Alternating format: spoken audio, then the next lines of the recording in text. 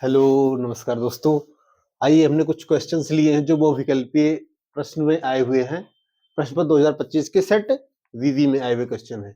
इन्हें हम कैसे सॉल्व करेंगे? आइए सबसे पहला क्वेश्चन है संख्या 156 का अभाज्य गुणनखंड होगा। आइए देखते हैं इसे कैसे सॉल्व करेंगे। 156 का अब इसे भाग विधि द्वारा सबसे छोटे संख्या से पहले काटेंगे। 2 से कटेगा। 2 सत्ते 14 और एक बचा 2 8 16। फिर 2 से कटेगा। 2 3 6 2 9 18। अब 2 से नहीं कटेगा तो 3 से काटेंगे। 3 करनी 3 3 त्रिक 9। अब जो 13 है वो किसी से नहीं कटेगा, केवल 13 से ही कटेगा, तो इसलिए अब 13 से काट देंगे। ठीक। अब इसका जो अभाज्य गुणनखंड होगा, अभाज्य गुणनखंड 2 इंटू 2 इंटू 3 to 13। दो बार है तो उसको हम 2 के पावर 2 के रूप में लिखेंगे। फिर 3 इंटू 13, यही इसका क्या हो गया? 156 का अभाज्य गुणनखंड। ठीक है। आइए अब हम नेक्स्ट क्वेश्चन देखते हैं।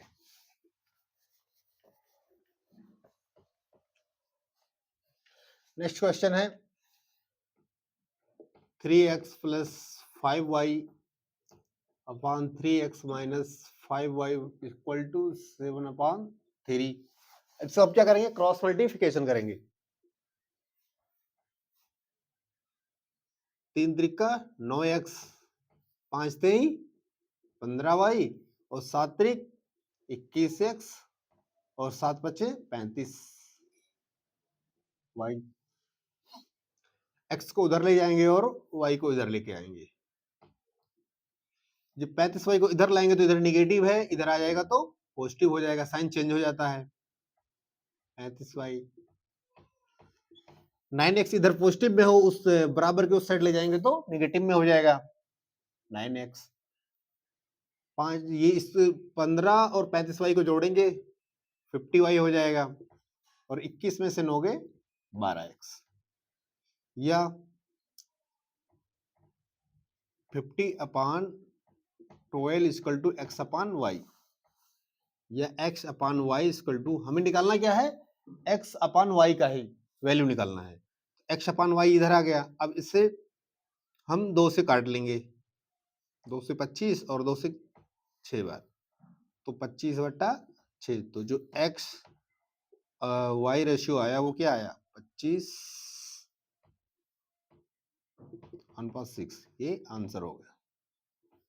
ठीक है। आइए अब तीसरा क्वेश्चन लगाते हैं।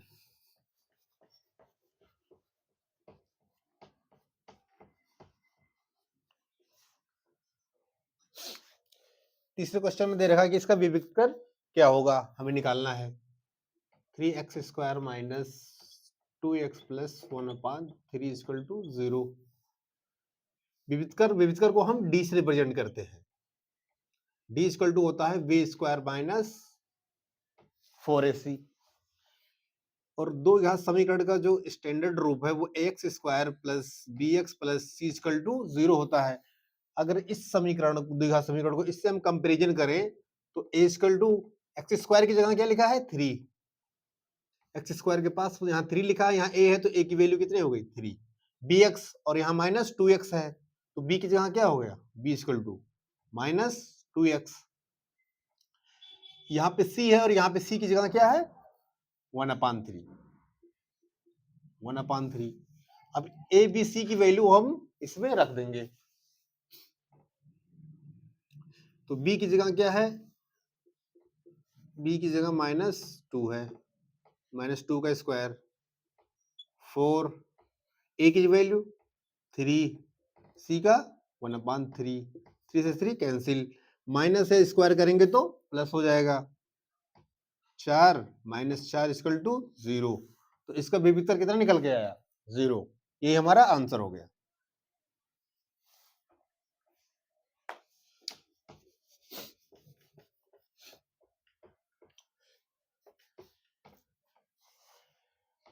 आइए विविधकर के बारे में कुछ अब जान लेते हैं। विविधकर में 3 कंडीशंस होते हैं।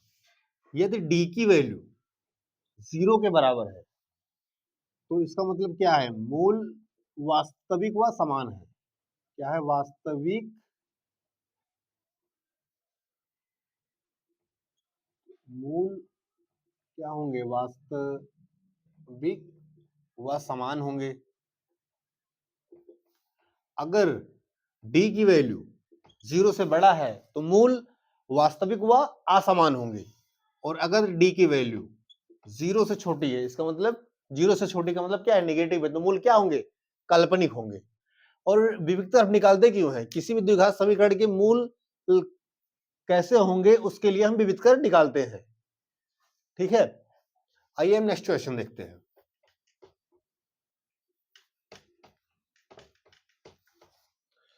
नेक्स्ट क्वेश्चन में दे रखा है कि बिंदु इतना और इतना के बीच की दूरी ज्ञात कीजिए। मान लीजिए ये ए बिंदु है, ये बी है, यहाँ का जो कोऑर्डिनेट है वो 2 और 3 है, और यहाँ का 4 और 1 है। इसका फॉर्मूला होता है बीच की दूरी के लिए under root x2 minus x1 का whole square plus y2 minus y1 का होल स्क्वायर। अब ये x1 मान लिया, ये y1, ये x2 हो गया, ये y2 हो गया।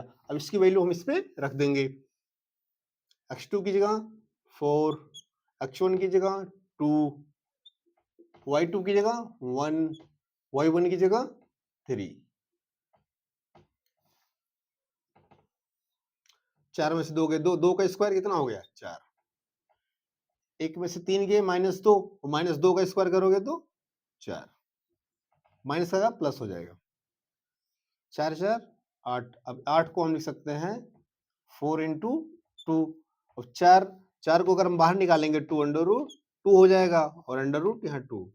ये हो गया आंसर, इतना मात्रक इसकी दूरी।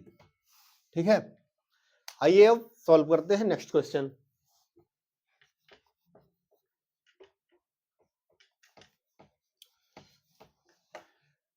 अब हम इस क्वेश्चन को देखते हैं। इसमें दे रखा है कि अगर मूल बराबर है तो m का मान क्या होगा, 3x² minus 12x plus m equal to 0। अब इसमें दे रखा है कि इसके मूल बराबर है। अभी हमने आपको बताया कि अगर मूल बराबर है तो d की वैल्यू क्या होगी, d की वैल्यू 0 होगी, यानी d इक्वल टू क्या होगा, 0 होगा। और इससे हम द्विघात समीकरण के स्टैंडर्ड रूप से कंपैरिजन करें तो ABC की वैल्यू क्या होगी, A की वैल्यू 3 होगी, V की वैल्यू -12 और C की वैल्यू M, जो हमें ज्ञात करना है। अब हमें बता, इन्होंने कंडीशन दे रखा है कि मूल बराबर है, अगर मूल बराबर है तो D की वैल्यू क्या होगी, 0 होगी। D का फॉर्मूला होता है v² माइनस 4AC, क्योंकि मूल बराबर है तो इसलिए b² minus 4AC equal to 0। B का मान कितना है, -12। A की वैल्यू कितनी है, 3। C की वैल्यू कितनी है, M। तो माइनस है, स्क्वायर होगा तो प्लस हो जाएगा, बराबर ही हम 144 माइनस 4 3 12m इक्वल टू 0। अब इसको उस साइड ले जाएंगे तो ये निगेटिव उधर जाएगा तो पॉजिटिव हो जाएगा, 12m। ये m इक्वल टू 144 बटा 12, बराबर ही हम 144, यानी कि m की वैल्यू कितनी आ गई, 12। ये हो गया हमारा आंसर। आइए अब नेक्स्ट क्वेश्चन देखते हैं। नेक्स्ट क्वेश्चन हमारा है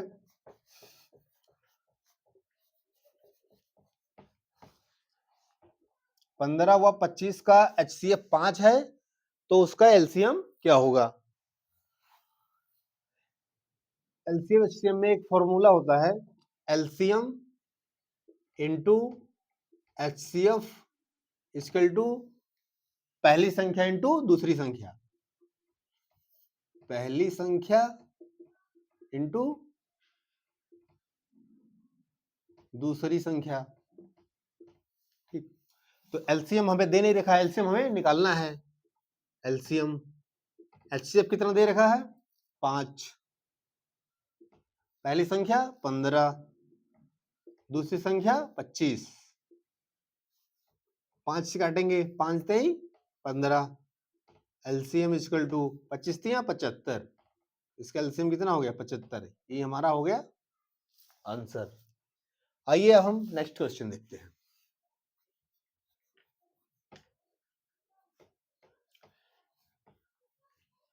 बेस्ट सब्जेक्ट में दोस्तों आपको सारे फार्मूले याद होने चाहिए। अगर आपको हर फार्मूले, हर कंडीशंस पता है तो क्वेश्चन आप आराम से सॉल्व कर ले जाएंगे, कोई दिक्कत नहीं आएगी। लास्ट क्वेश्चन देखते हैं। एपी, एपी का मतलब अर्थमेटिक प्रोग्रेशन, मतलब समांतर श्रेणी। एक समांतर श्रेणी दे रखा है और कह रहा है उसका सर्वांतर क्या होगा। समांतर श्रेणी हमें दे रखा है 3 1 -1 -3 ऐसे डट डट आगे तक सीरीज है।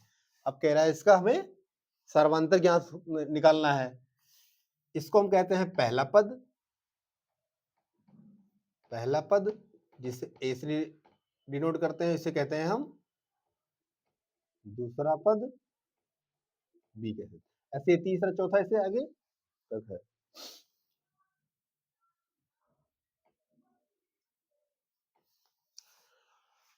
अब डी, सर्वांतर को हम डी से रिप्रेजेंट करते हैं, सर्वांतर को हम डी से रिप्रेजेंट करते हैं। और डी निकालने के लिए दूसरा पद माइनस पहला पद। और यहां पे दे रखा है एपी, एपी का मतलब ये समांतर श्रेणी में है। समांतर श्रेणी में है इसका मतलब इसका सर्वांतर हर जगह बराबर होगा, चाहे हम दूसरे में से पहला घटाएं या तीसरे में से दूसरा घटाएं, हमेशा बराबर होगा, तभी वो समांतर श्रेणी में होगा। अब दूसरा पद माइनस पहला पद, दूसरा पद हमारा कितना है? 1, पहला पद कितना हमारा है? 3। तो 3 में से 1 घटाएंगे तो क्योंकि बड़ा है तो बड़े के आगे जो साइन है वही वाला लिखते हैं, तो -2। ठीक है, तो ये हमारा हो गया सर्वांतर। इसके आगे के जो क्वेश्चन है उसको हम नेक्स्ट वीडियो में देखेंगे। थैंक यू दोस्तों।